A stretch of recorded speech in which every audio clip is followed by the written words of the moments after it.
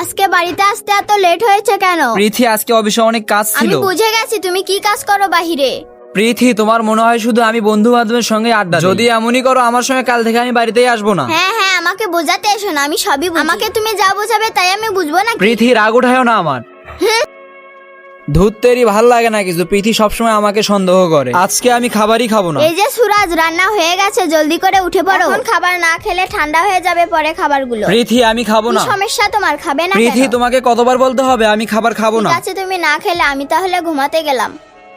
আরে তো 2টা পার হয়ে গেছে। প্রীতি মনে হয় ঘুমিয়ে পড়েছে। আরে তাই তো, প্রীতি এখন ঘুমিয়ে পড়েছে। জলদি করে উঠিয়ে নিচের সাদা কালার সাবস্ক্রাইব বাটন যারা ক্লিক করে দেবে তাদের মা বাবা যেন অনেকদিন বেঁচে থাকে, আর যারা ভিডিওতে লাইক করে দেবে তাদের মনের আশা যেন পূরণ হয়ে যায়। আমি মন থেকে দোয়া করে দিলাম। পৃথির ওপর রাগ করে আমার কোনো লাভ নেই। আমি চালু করে গিয়ে খেয়ে নেই।